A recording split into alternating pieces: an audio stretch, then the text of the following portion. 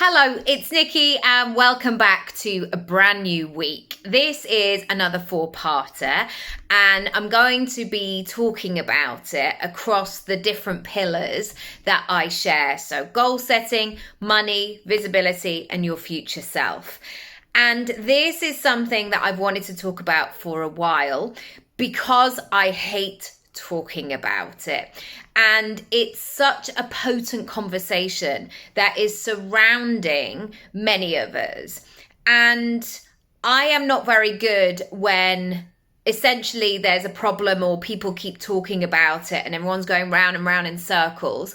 I'm always looking for that solution. I'm always looking for that practical tool that I can try on, experiment with, have a go with, so I can get things moving. And here today, you are going to find, or rather over the next 4 days, I'm going to give you 20 tools to play around with, to get to know this and move forward and find a way. And this is my sweet spot. This is my jam. If you are looking at making some mega moves either this year or next year, do get in touch because I'm opening up my books to do more face-to-face sessions. Oh, the light has come out just to make that point.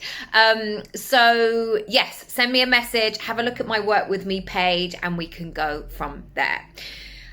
Before we begin, I need to talk about the practicalities of imposter syndrome.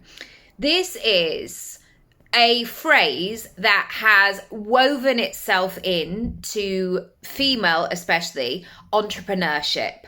And it's so clickbaity. It's the thing that so many, especially male hosts, want to ask about. And I often think it's used subconsciously, perhaps, to keep us small, to keep us in self-doubt, to keep us in uncertainty. Should I do this? Is it okay to do this? And quite frankly, so many of us have got enough of those things in our head. We don't need those outside voices going, are you sure though? Are you sure? So I want you to see this in a very practical way, almost like you're identifying it if it comes to light and you're looking for a solution. We're not just sitting in the moment of like, yes, I have imposter syndrome, full stop. We need to look at how we move with it.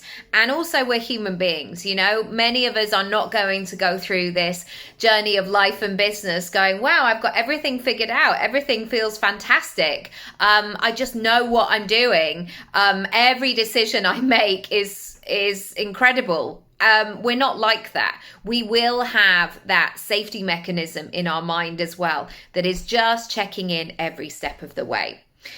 I also want to remind you that imposter syndrome is a relatively new phrase in the conversation. And I want you to go back to the basics of what this means to you. So, and how it shows up. So I would never, when I was 20, for example, and I was at drama school and we were going into that place of meeting, you know, prolific professionals, say, guys, I just wanted to let you know I'm experiencing imposter syndrome here. In fact, what I would end up doing is maybe overcompensating or playing small or being so in awe of somebody that I wasn't actually showing my best version. And so I want you to get to know how this imposter syndrome shows up. How do you identify it? When do you know that you're in that place? Understanding your triggers, for example, understanding the behaviors in which follow, and really make a decision to move through it. With the confidence that a parent might have when they know that their child is just hungry and tired. They're hungry and tired, right? We need a snack, we need to sit down, we need just to take a pause, we need a conversation, we need a hug. It's that kind of cause and effect reaction that we want with imposter syndrome if and when it shows up. So let's talk about how we deal with it in terms of goal setting. Now, I really experienced a lot of feedback from being very little. I would say 4 or 5, because I was that child. And yes, that might have been irritating as well. I get that. But I didn't have any of that filter at that stage, because I was just so excited and I loved a plan and I was in that flow of doing it. I didn't have that societal thing of like, well, maybe I should not say that, or maybe I don't want to be too much. I don't want to be doing that.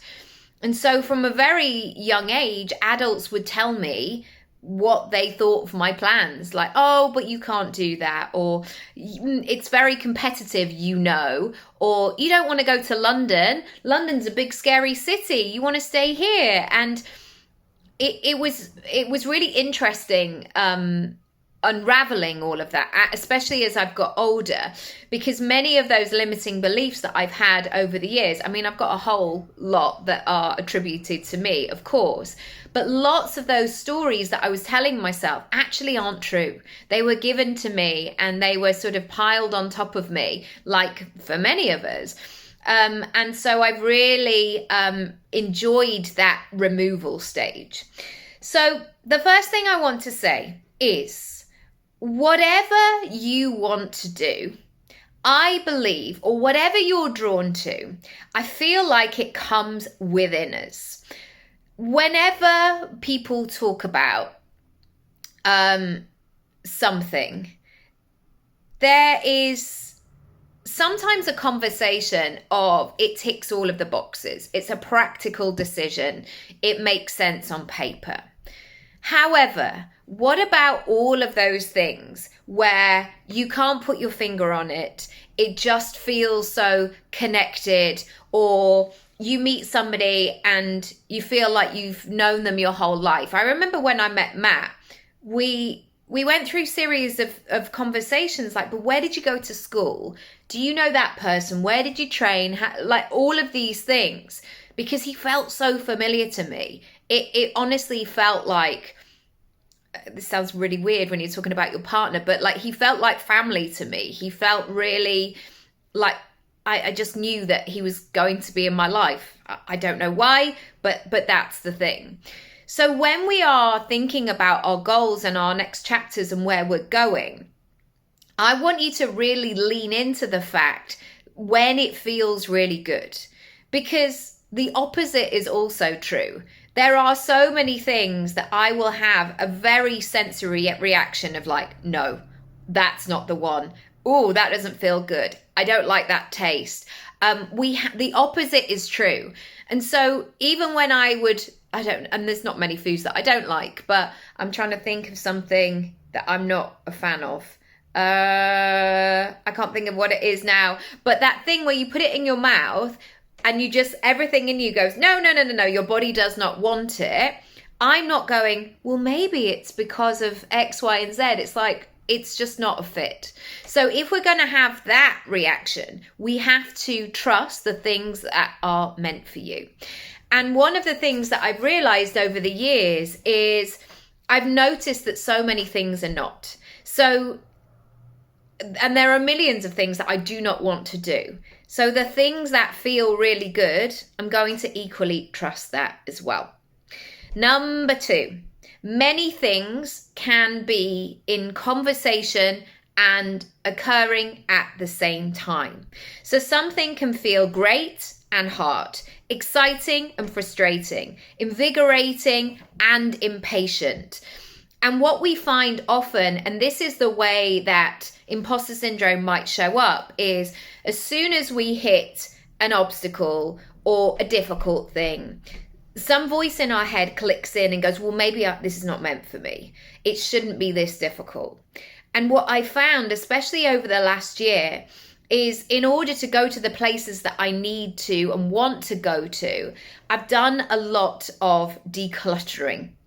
And that was what last year was for me, really removing old thoughts and beliefs and really seeing what my obstacles were, where my gaps were, and getting in the groove of them, and actually having that bigger picture version of like, I know where I'm going. I know I'm supposed to. I had to really keep that in mind, because at the time when I was in that place and space of like, wow, why is this? I'm really going through it here. I just had to keep connecting with that picture so I could remove all of the things. Number 3, I've touched on this slightly, but other people don't have your perspective. They don't see what you see because they haven't seen it. And this is a very sort of, a typical story.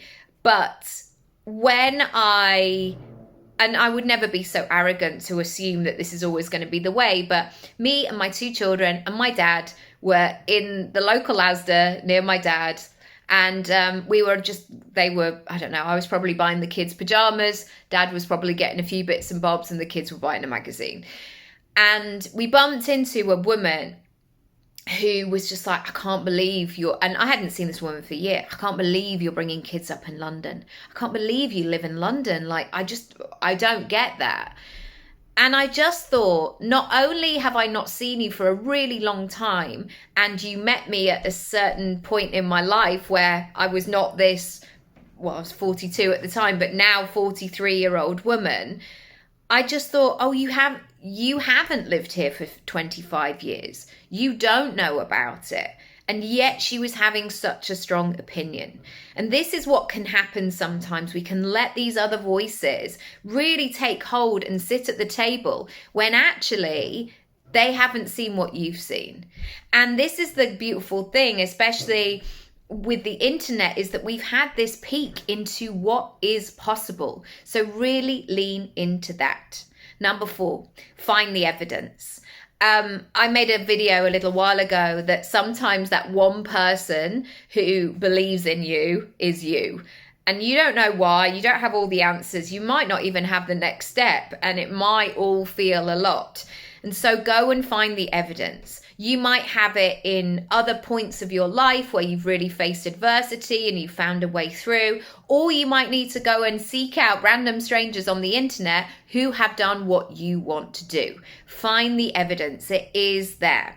And without sounding disrespectful, it is unlikely that you are doing something so radical that there's nothing that you can lean on. So go out and find them. They are all there. Number 5. When you are working towards your big dream, you're going to have all those thoughts and feelings. But I want you to notice every mega move. And that is not necessarily the big milestones, the jazzy, oh my God, I'm delighted to say on Instagram moments. That might be well played, pal. You said no in that conversation. And before, you might have said yes. Or you challenged, or you offered a different perspective, or you walked away, or you used that fuel that usually would have made you so cross and angry to go and do something positive. We really have to back ourselves here. Every single minute of the day, what's the mega move? I did that. I'm moving forward. This is happening. That will knock down the imposter syndrome every single time, because your imposter syndrome will try and argue with you, but it can't argue with momentum. It can't argue with results. And sometimes those results are tiny, tiny little things. So we have to celebrate them. We have to notice them, and we have to do it. If you're inspired, if you're fired up, please subscribe and come back tomorrow for part 2. Do follow along on Substack, on my YouTube channel, across socials. And if you want to book in a chat with me talking about where you're going next, I would love to have that chat. And look forward to catching up then. See you tomorrow for part 2.